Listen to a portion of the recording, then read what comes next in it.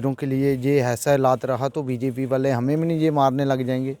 हम इनके दुख से सुनना आएंगे, ये उल्टा हमें दुख करके भेजेंगे। इनको कोई तकलीफ आएगा ये थोड़ी हमें छोड़ेंगे।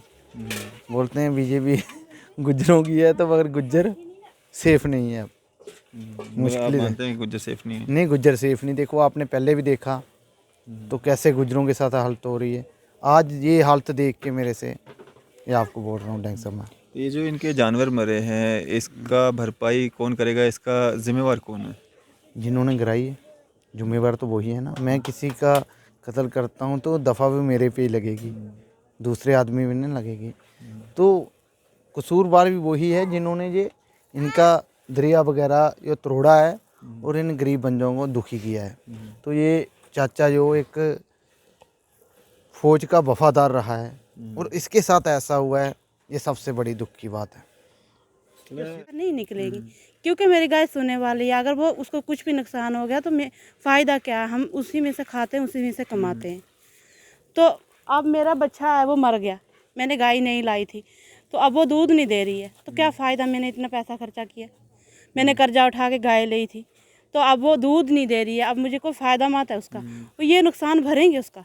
कभी भी नहीं ना भरेंगे, आएंगे नहीं। एक भैंस है मैंने वो 70,000 की ली, तो उसका भी कटड़ू मर गया, वो भी नहीं दूध दे रही है। तो अब इनके साथ आप हमारे साथ ये कर रहे हैं। अगर हमारे साथ यही करना था 30-40 साल पहले बोल देना था उन्होंने। आप देख रहे हैं न्यूज़ सैर इंडिया और मैं हूं अरफाज अहमद डैंग।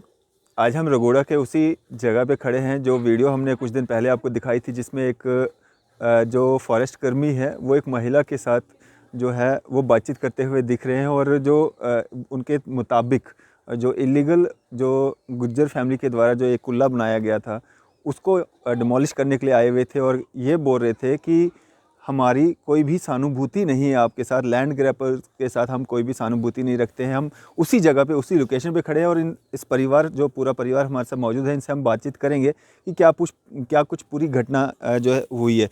सबसे पहले आपका नाम? मेरा नाम मोहम्मद सलीम। सलीम भाई, क्या हुआ था उस दिन? हमने ये शेड जो हमारा ये बहुत पुराना है, इसको हम गर्मियों में खोल देते हैं और सर्दियों में दोबारा इसको घास लगाकर बंद कर देते हैं। हमने थोड़ा ही बंद किया था कि फॉरेस्ट और पूरी टीम लेके वो आ गए यहाँ पे और उन्होंने मेरे को बुलाया, बोलते हैं आपने इसको बंद क्यों किया? मैंने सर बोला सर सर्दी आ गई है इसलिए हमने, छोटे छोटे माल है, बच्चे हैं इनके गाय भैंस के, ये सर्दी है इसलिए हमने इसको बंद कर देंगे, तो जब गर्मियाँ होती हैं ये गिर जाता है खुद ब खुद। बोलता है आपके पास कागज़ हैं ज़मीन के? मैंने बोला कागज़ तो हमारे पास कोई नहीं। बोलता है आप किसकी परमिशन है आपके पास जो आप इसको बंद कर रहे हैं?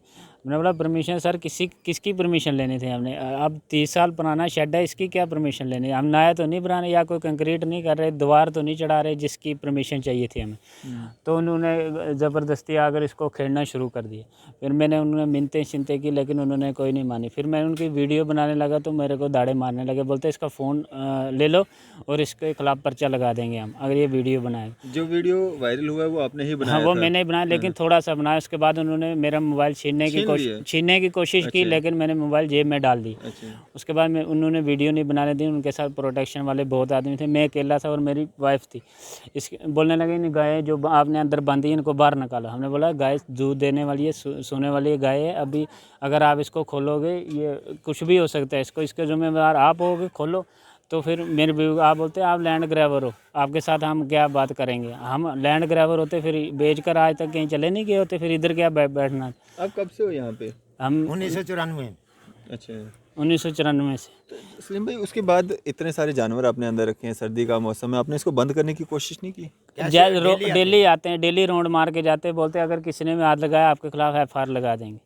आपको औरतों के साथ बात करने की भी तमीज़ नहीं है। क्या नाम है आपका? मेरा नाम रबीना बानो है। रवीना, आपकी भी आवाज़ शायद उसमें वीडियो में सुनाई दे रही थी, क्या कुछ पूरी घटना हुई थी? सर वो जब दिन में इधर आए मैंने गाय बांधी हुई थी, बोले ये हटाओ यहाँ से। मैंने बोला सर कोई बात नहीं हम हटा लेंगे, अगर पक्की दीवार है तो कोई नहीं हम हटा लेंगे। बोले नहीं इसको नहीं लगाना है, किसको पूछ के लगाइए वो। हमने बोला किसी को नहीं पूछा है तो घास की लगा रहे हैं, कुछ नहीं हो रहा है, हम हटा देंगे। तो वो ज़बरदस्ती करने लगा। मैंने बोला सर कोई बात नहीं हम हटा देंगे, आप मत गिराओ। उन्होंने गिरा दिया, फिर गिरा भी रहे थे, हमने उनको कुछ नहीं बोला। मेरी गाय अंदर थी वो सोने वाली थी, वो बोल रहे बाहर निकालो। मैंने बोला नहीं सर नहीं निकालनी। तो वो बोलने लगा, बोलते हैं हम आपके साथ कोई हमदर्दी नहीं रखते। मैंने बोला कोई बात नहीं मैं आपकी बात मान रही हूँ लेकिन मेरी गाय बाहर नहीं निकलेगी क्योंकि मेरी गाय सोने वाली है, अगर वो उसको कुछ भी नुकसान हो गया तो फ़ायदा क्या है, हम उसी में से खाते हैं, उसी में से कमाते हैं। तो अब मेरा बच्चा है वो मर गया, मैंने गाय नहीं लाई थी, तो अब वो दूध नहीं दे रही है, तो क्या फ़ायदा, मैंने इतना पैसा खर्चा किया, मैंने कर्जा उठा के गाय ली थी, तो अब वो दूध नहीं दे रही है, अब मुझे कोई फ़ायदा मत है उसका। वो ये नुकसान भरेंगे उसका, कभी भी नहीं ना भरेंगे, आएंगे नहीं। एक भैंस है मैंने वो 70,000 की ली, तो वो भी उसका भी कटड़ू मर गया, वो भी नहीं दूध दे रही है। तो अब इनके साथ आप हमारे साथ ये कर रहे हैं, अगर हमारे साथ यही करना था 30-40 साल पहले बोल देना था उन्होंने। तो ये कितने जानवर जो हैं अभी जिनकी मौत हुई है? दो बछड़ी थे, 3 मर गए, अभी 2 वो देखो कैसे, एक वो देखो उधर सर्दी के साथ क्या इकट्ठे हुए हैं। एक सर्दी से मरे हैं। सर्दी से ही मरे।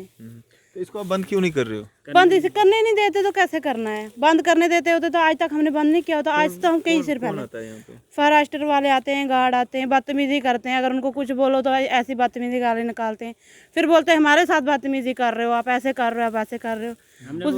हमने वीडियो शेयर की तो उसकी हमें धमकियां देने लगे, बोलते हैं आपको बताएंगे, आपको ऐसे करेंगे, आपको वैसे करेंगे। तो ये खुला कब से आप यहाँ पे देख रहे हो? मेरी शादी को आज 10-12 साल हो गए, तब से यही है। मेरे से पहले मेरा पति इतना बड़ा हुआ, यहीं पढ़ा, यहीं लिखा, सब कुछ। मेरा ससुर कब से आया हुआ है, तब नहीं इन्होंने उठाया, आज उठाने लगे। ये कौन सी इंसाफ है इनके पास? क्योंकि आज कोई सुनता नहीं इसकी वजह से। ऐसे थोड़ी करना चाहिए। हमारे छोटे छोटे बच्चे हैं, घर में भी बच्चे हैं। मैंने एक रसोई डालनी थी, मैंने इनके लिए वो नहीं डाली। मैंने बोला कोई बात नहीं, क्योंकि हम घर में रह रहे हैं, इनका मत है, हम कंबल ले सकते हैं, रजाई ले सकते हैं, कोई भी बात है। कल फॉरेस्टर बोल के गया मैं इसको दोबारा फेंसिंग कर दूंगा। अगर मीडिया अगर आपने ऐसे वीडियो भेजी तो मैं इसको दोबारा फेंसिंग कर दूंगा, आपका कुल्ला शुल्ला उठा के फेंक दूंगा, आप जहाँ मर्जी जाए। आप लैंड ग्रैबर हो, मैं आपके खिलाफ FIR लगा दूँ। ये कौन बोल रहा है? फॉरेस्टर।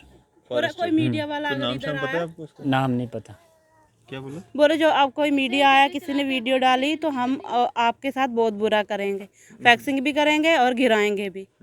फिर मत बोलना बाद में हमारे साथ बुरा हुआ। अच्छा, क्या नाम है आपका? हाशिमुद्दीन। हाशिम जी, सारा यहाँ पे आप कब से रह रहे हैं? 1994 में। बात यह है, मैं एक वो सफरी गुजर था, माल लेकर इधर उधर चलने वाला। तो 98 में मैं फ़ौज को दूध देता था भद्रवा में। तो मुझे उन्होंने बोला कि सर्दियाँ यहीं गुजार ले, हमें दूध नहीं मिलता है यहाँ। तो मैं प्रेम नगर में रहा सर्दियों में। तो उधर उनको मिलिटेंटों को पता चला कि ये फ़ौज के साथ मिला है, तो उधर उन्होंने मेरे मकान को जलाया, मेरे को मारा पीटा। अभी भी मेरे सर में जख्म है, ये देखो, ये हाँ, 2 हैं। हाँ, काटा कोटा तो मेरा मकान जला दिया। फिर वो मेरा केस में मैं आपको कागज़ भी दिखा सकता हूँ। तो उधर से आया मैं, तो वो केस मेरा पूरा नहीं बना। कहते हैं ये मॉन्स प्रॉपर्टी में आता है, तो आपको इतना पैसा नहीं मिलेगा। मेरे को मदद की उन्होंने, थोड़ी की, 27-28 हज़ार रुपया मेरे को दिया। बाकी का जो केस है दिल्ली भेजा मेरे को, दिल्ली से मैं वापस आया, वो कागज़ अभी हैं मेरे पास। फिर यहाँ उस वक़्त भी गवर्नर राज था, तो यहाँ मैं रोने राने लगा। उधर से भाग आया, मेरे पास कुछ रहा नहीं, तो इधर मजदूरी करने लगा।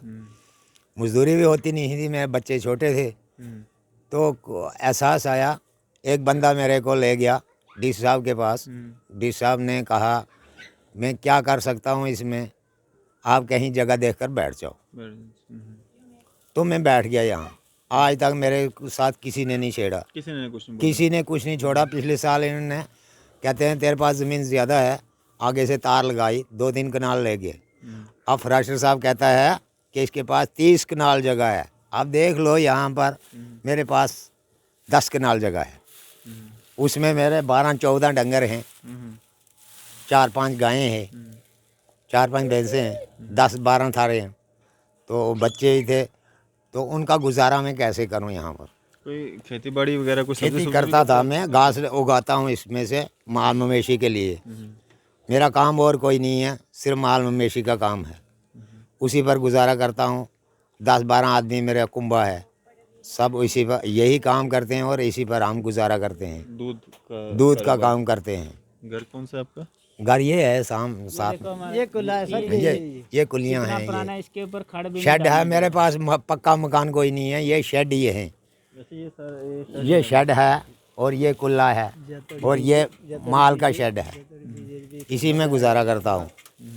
तो मुझे उन्होंने अचानक इधर तो कोई छेड़ता नहीं था। नहीं, अब मेरे को एक बात बताओ ना, आपके ये जानवर भी जो ठंड से मर रहे हैं तो इसको बंद क्यों नहीं करते, घास क्यों नहीं लगाते? बंद कैसे करूँ कि सुबह वो 8 बजे आ जाते हैं डेली, आकर इधर दौरा करके चले जाते हैं, गाली निकालते हैं।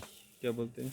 मैंने परसों फराशर साहब को कहा बैठ, मैंने सोचा कि इसकी मिन्नतजारी करूँगा कि मुझे कुछ ना कुछ यहाँ तिरपाल तरपोल कुछ लगाने दे। तो उसने आगे से गाली निकालता, कहता है तेरा लड़का है जो वो वीडियो चढ़ाता है, तो मैं तेरे को दिखाऊंगा। अब ऐसे तार लगाऊंगा इसको, फेंसिंग करके, फेंसिंग करूंगा इसको सारी को, तो करके फिर इसको कुल्ले को गिराऊंगा, तू जहाँ मर्जी जा।